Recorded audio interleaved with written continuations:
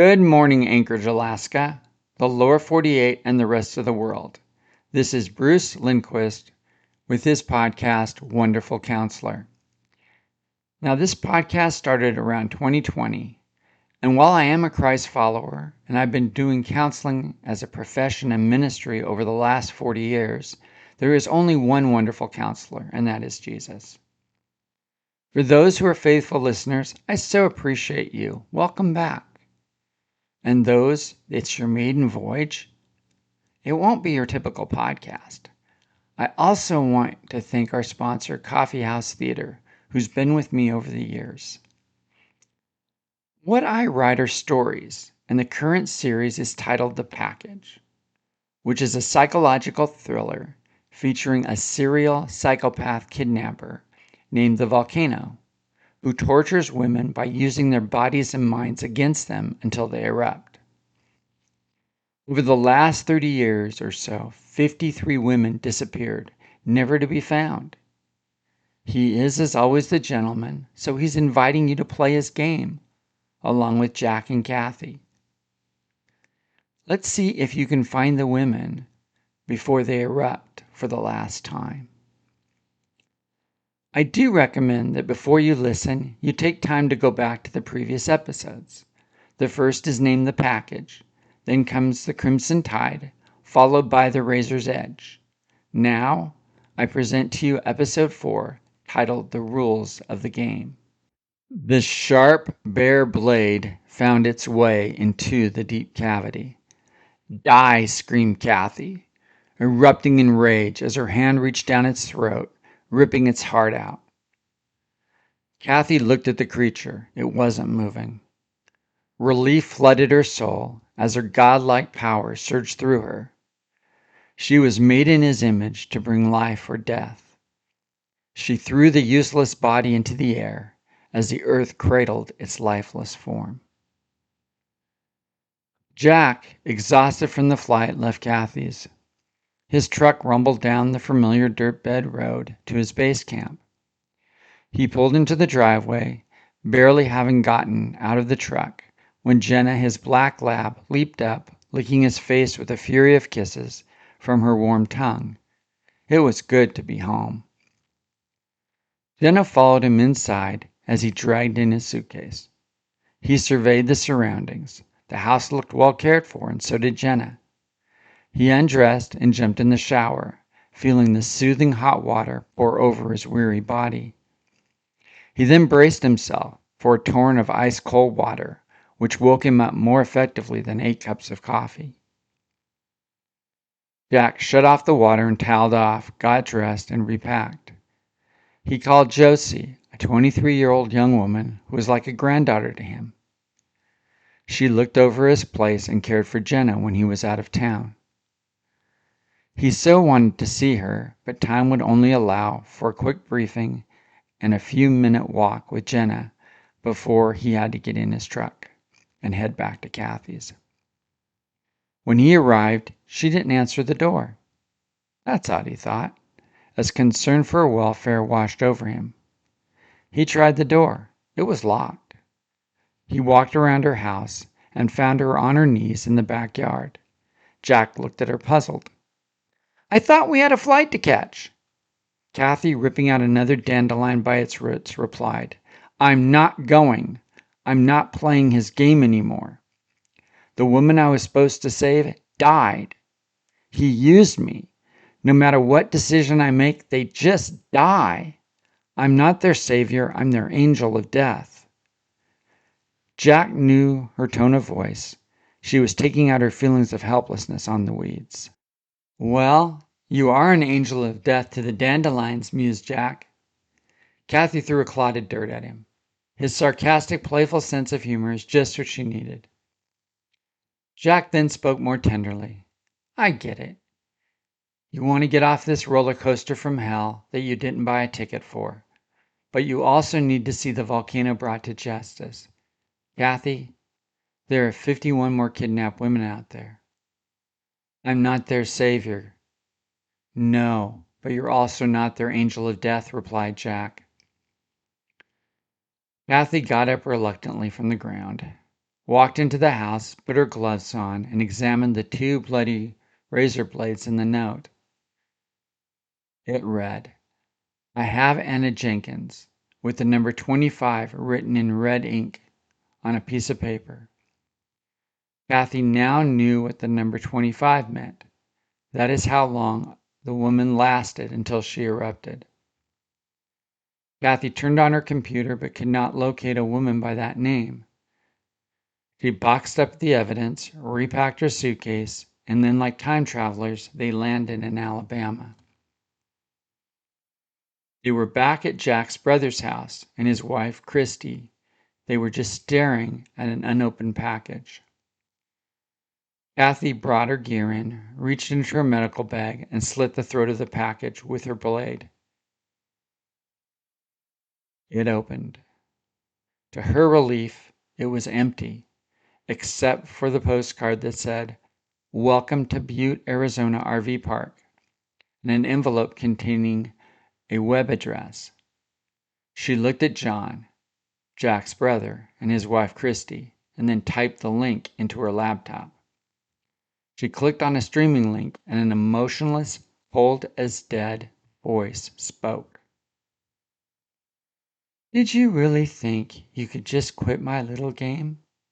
Cathy, after I spent over 30 years preparing for you to play.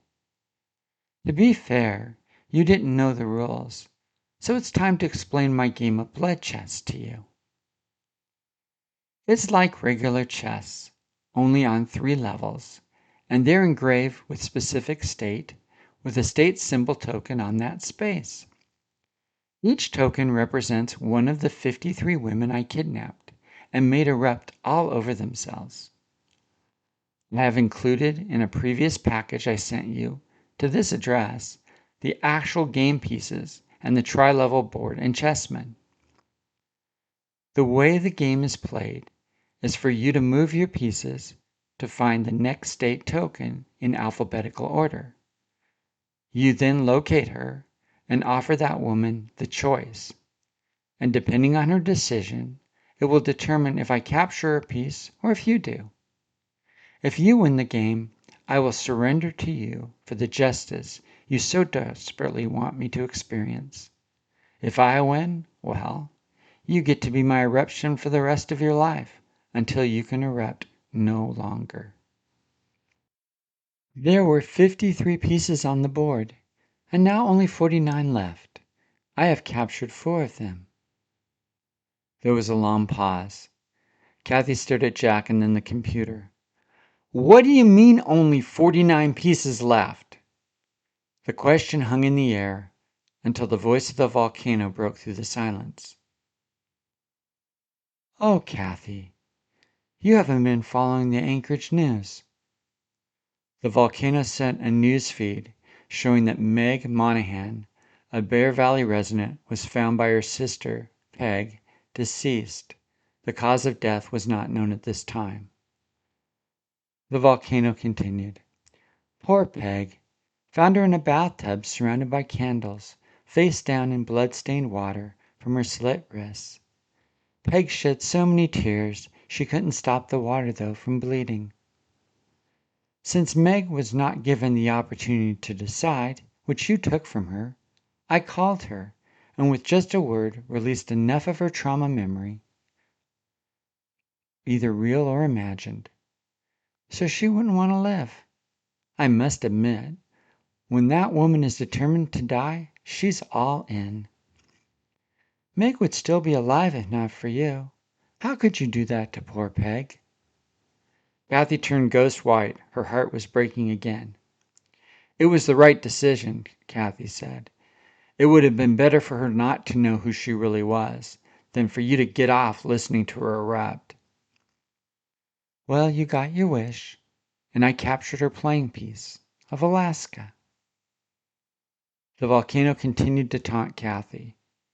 "You could have saved Susan and Stephanie, but you had to scare her from getting the injection. She would not have stabbed herself to death so brutally with the butcher's knife. You might as well have been on the other side of the blade. How could you be so cruel? He counts as 2 tokens for Alabama. Now, so you know quitting the game is not an option, a 4th token was removed from the board. You will not have to go to Arkansas. Here, I've included this video. The news anchor on the screen reported that Marie Anna Wabash was found dead, floating on Beaver Lake by Fish and Game officers. She apparently either accidentally fell, committed suicide, or cliff dived off War Eagle's Cliff. Her body was punctured by sharp, jagged rocks at the bottom of the lake. The police were once again increasing their patrols and doubled their fines for cliff diving, putting up more warning signs to ensure hikers did not fall. Maria was just 62 years old and left no known family behind. The volcano then said, in his matter-of-fact voice, "She died by suicide. A trauma at my hands was too much for her little mind to hold. I was there. Do you know how big a splash a 300-pound woman's body makes upon impact? It was really a sight to see. It would be an effective prevention video to stop cliff diving. She reminded me of a giant balloon when her stomach popped on the sharp edges of the lake floor. When her body floated up to the surface, she looked like a massive, bloody giant wart on an otherwise crystal clear lake. Cathy, if only you wouldn't have left the game, she would still be alive.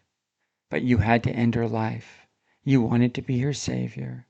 I want them to erupt. But instead, you're just an angel of death. I win Arkansas."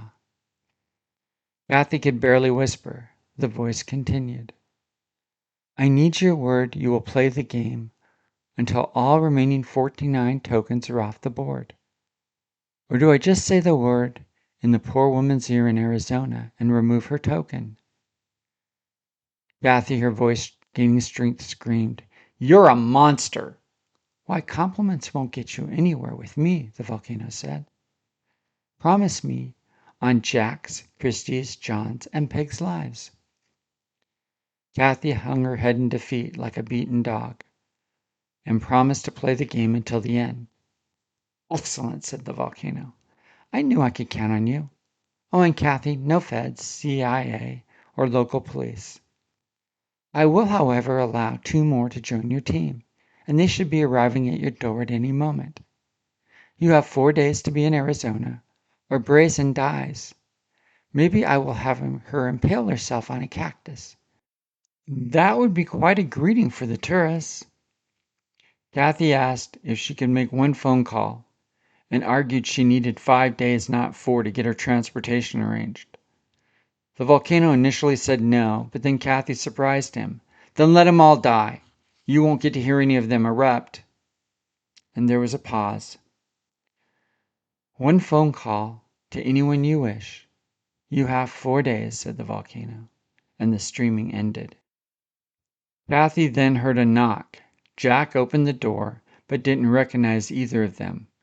Cathy looked up, and standing in the doorway was Patty Nunson, the state of Alabama forensic MD, who had assisted with the post-mortem on Susan Chambers just a few days ago, and Bob Kettle, her IT specialist. Patty explained she had just received a streaming link as well and knew they needed to be part of the team. John offered to loan them his Jeep, but Cathy declined. She picked up the phone and called Agent Joan Fields. "Hey, stranger, remember that gift you guys built for me for retirement? The one I said I wouldn't accept until hell froze over? Well, hell just froze over." Joan was smiling through the phone. "Okay, I'll personally drive it down to you. According to this call, you're in Alabama, right? See you within a day." "What was all that about?" asked Jack. "You'll see," said Cathy. "In the meantime, good to have you both on board." Agent Fields made record time and delivered the vehicle. She hugged Cathy and read the citation. "For your years of outstanding forensic service to the nation, we proudly give you this state-of-the-art vehicle, signed by the President of the United States." Joan handed Cathy the keys to her specialized 2026 Mercedes Sprinter Mobile Forensic Command Center. This is engineering for high-speed tactical endurance and off-grid forensic operations, Joan explained. Powered by a high-output twin-turbo diesel engine cloaked under an untraceable ghost registration. It's designed with military-grade electromagnetic shielding, a 48-volt lithium-ion power grid prioritized by FirstNet Communications. The vehicle features dual-zone interior separated by a soundproof bulkhead that divides the forward luxurious lounge from an aft forensic laboratory. To maintain a functional workflow during intensive missions, the rig utilizes a space-saving modular sleep array for 4 adults, employing motorized ceiling, lift loft, and flat reclining chairs in front alongside wall-folding Pullman cots in the rear workspace. Patty was stunned. We could do a full postmortem in this rig. The sterilization features and storage are excellent. It's like my workspace only on wheels. Bob added, I got the equipment Patty gave you. It's all set up. He looked over the command communication network. I feel like a flight and navigational engineer on an airplane. Jack examined the hardened exterior and interior. We can take this thing anywhere. No terrain off limits. He turned on the computerized console. She carries 82 gallons of fuel with these extra internal tanks. She'll be able to drive almost to Texas nonstop. Cathy hugged Joan, which meant more to her than receiving words of gratitude. Why didn't you accept it years ago? Joan asked. I didn't have need for such a vehicle. But you do now? Questioned Joan. What's up? Cathy smiled. I could tell you, but I'll have to kill you. Joan responded playfully. Well, I wouldn't want that on your conscience. The team said goodbye to John and Christy, thanking them again for their hospitality. Hey, we got a goodbye present for all of you, said John, leading them to his armory. They all picked up 2 guns, registering them on the police computer, and they were given large supplies of ammo. Now it's my turn. Christy loaded the refrigerator's unit with enough southern food to last them a month. Cathy was thrilled.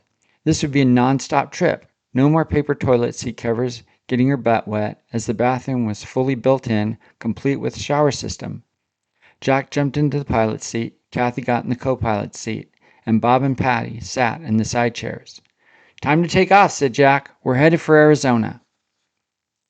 The trip, surprisingly, was uneventful. They maintained 75-mile-an-hour speed, road conditions permitting.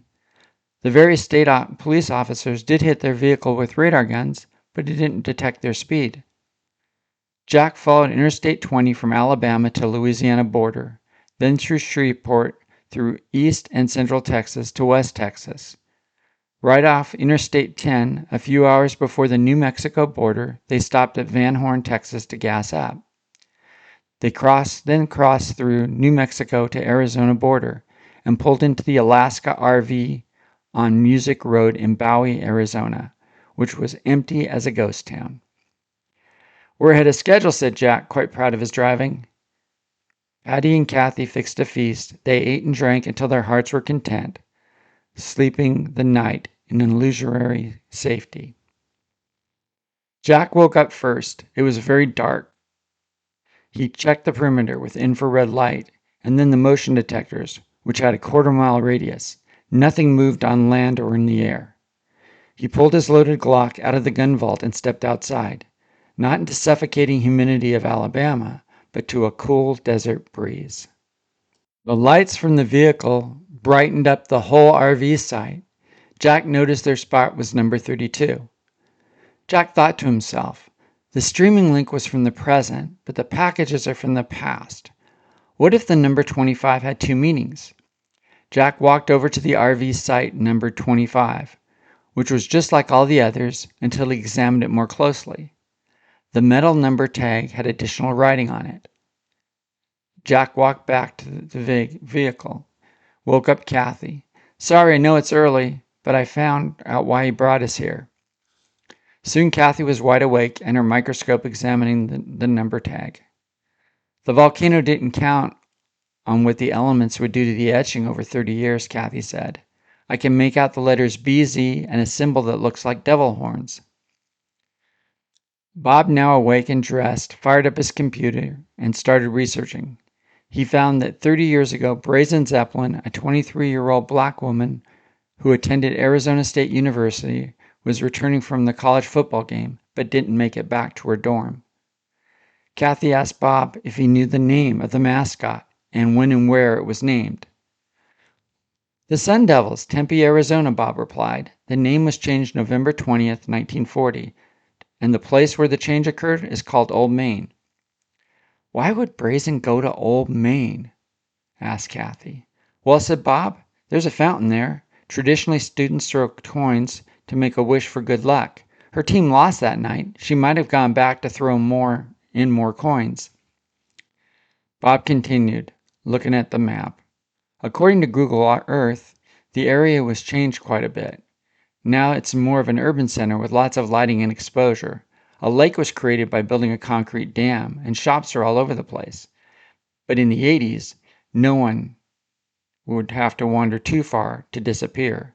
It was just a gravelly riverbed. What about biological family history? Asked Cathy. Well, Bob said, I hacked into her records. She was an orphan. There's no biological parent on record. Brazen might not even be her real name. According to her records, it is like she's a ghost. Well, someone had to raise her, Jack noted. Police records show the same type of postcard we received, Bob added. Her clothing were covered in her body fluid, just like the others the volcano took credit for kidnapping and erupting. Cathy asked Bob if he had discovered how to identify the listening device Patty had removed from Susan's body. Well, it's old technology, explained Bob. For its time, state of the art. These listening devices need to be connected to transformers, maybe a few miles away or more, depending on the type. They were listening stations, like metal boxes connected with wires. Because I know the model number of the device and researched its specs, I can reverse engineer the signal to find the transformer listening box. I just have to get close enough for it to register. Well, let's head to Tempe and see what we can find, said Cathy. Jack pulled into the parking lot of the Fulton Visitor Center, close to Old Main. Bob activated the device and walked alongside the fountain.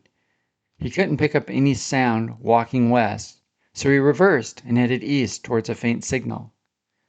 He walked through the courtyard, cutting past the language building toward McAllister Avenue, and then followed McAllister North, which continued directly between the eastern base of A Mountain and the massive Sun Devil football stadium. The signal strength intensified. He crossed the Rio Salo Parkway and connected to a paved bike path from the Tempe Town Lake Marina. He followed the shoreline path, continuing east, passing underneath a massive concrete span of rural road bridge. Just past those pillars, where the manicure park abruptly ends and the concrete disappears, the pinging sound grew even louder. He scrambled down the dirt bank and followed the old Salt River channel underneath the bridge. There was a concrete culvert. He found the metal box, one that the modern developers had simply bypassed because it sat just outside of the official lake boundary. Bob now knew Brazen had been kidnapped along this route. He called the team and they quickly joined him in the vehicle. Bob examined the box and noted the identifying numbers. He then changed the box functioning to locate the receiving device inside Braden. He picked up a signal. The team rode down Rural Road, headed south. The pinging sound grew stronger as the college and urban setting faded into quiet suburbs, leading them to a scenic area of 6100 South Rural Road.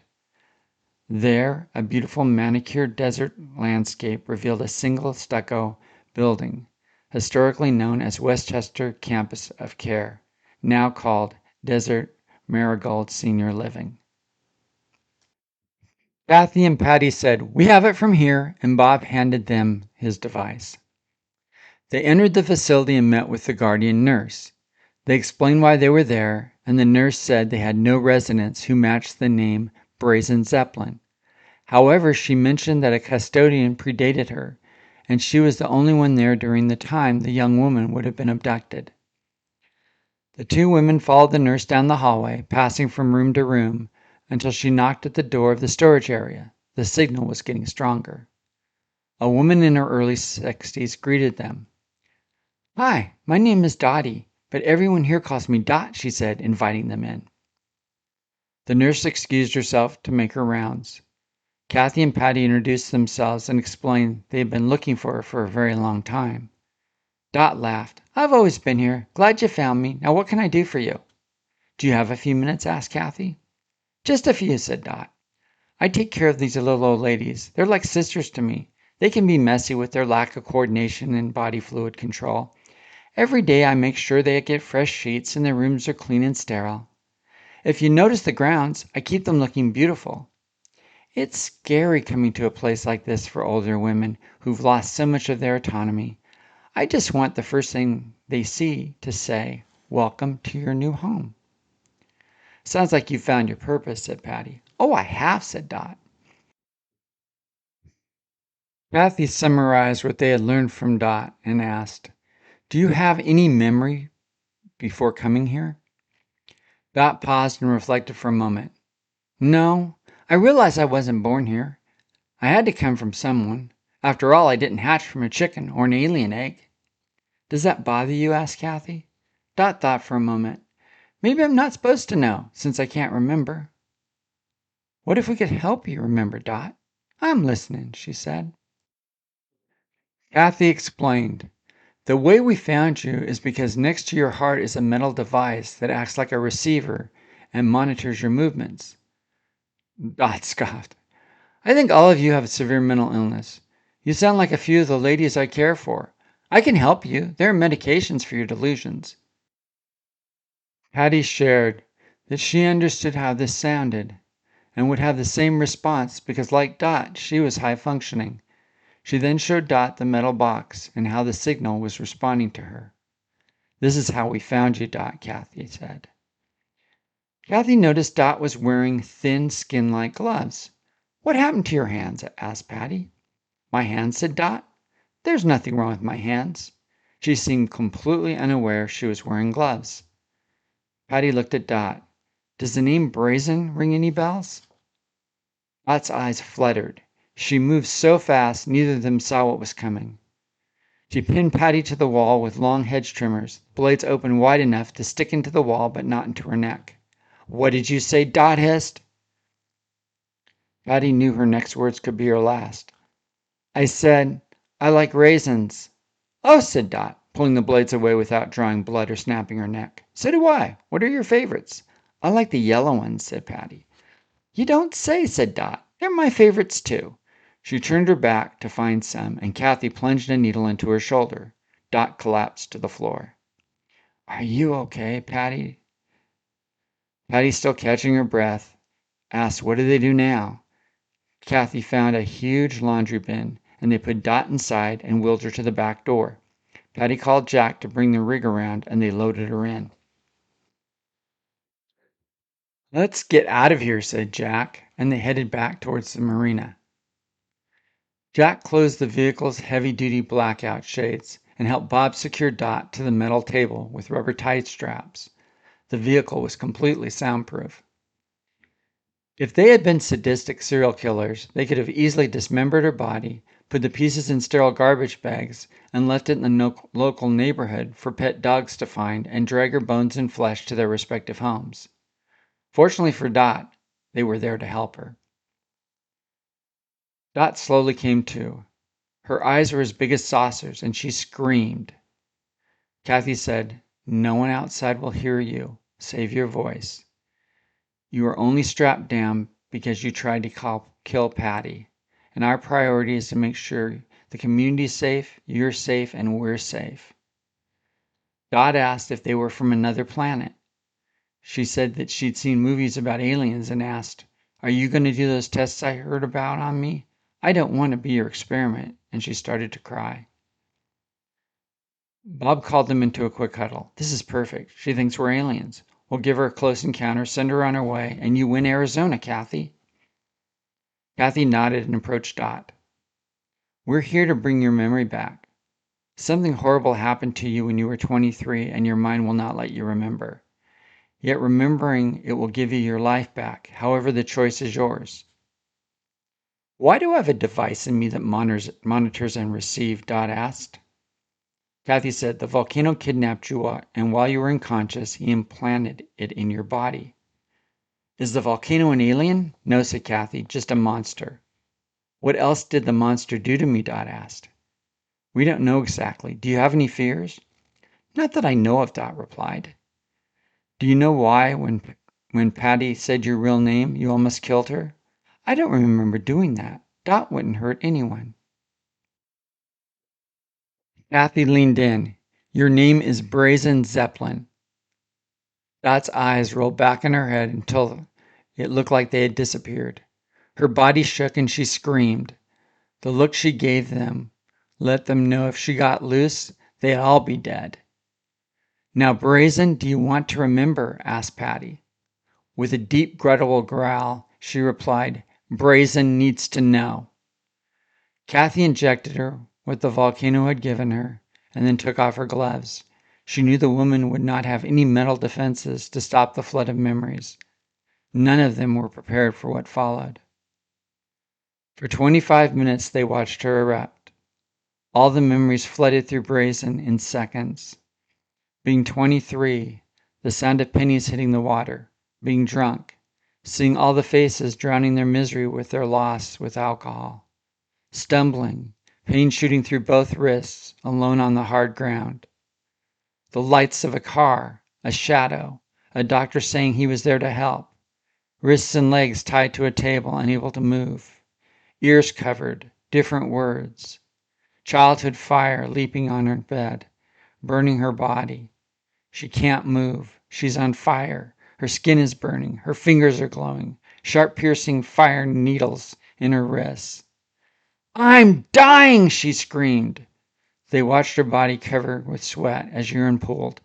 She started shaking so violently, completely out of control, as if every sensitive part of her was on fire. Just kill me, Brazen screamed. Cathy looked at the clock. The eruption had happened. She lasted 25 minutes. Then Brazen became completely motionless, dead still. She wasn't passed out or dissociating. She was frozen, as if the fire was still around her and she dared not to breathe. Suddenly the volcano texted all their phones. Thank you. I enjoyed listening to Brazen erupt. This new technology captures every sound. It was like the 4th of July. I get Arizona, which makes 6 tokens total. And you get to try and put her back together again. You have my word, I will not visit her. So whatever she can salvage out of her life, it's hers. I'll give you 2 days rest. You all did so well. Cathy looked at the others. He's turning us into monsters. Jack said what no one else would. How do we put her back together again? If she remembers us, we all could go to jail for kidnapping and torture. I'll take care of this, Cathy said. All the others left the vehicle, and Cathy sat with Brazen until she came to.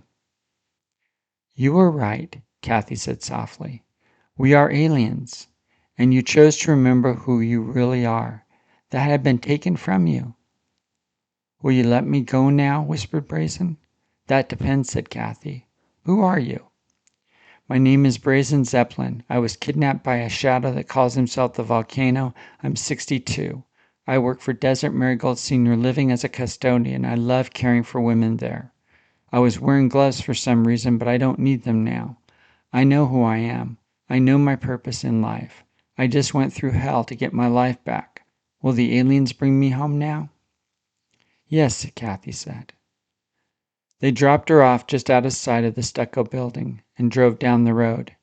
Brazen walked into the building and collapsed on the floor, telling staff she'd been abducted by aliens and that they'd given her her memory and her life back. Join me for the next episode. Our next stop, California.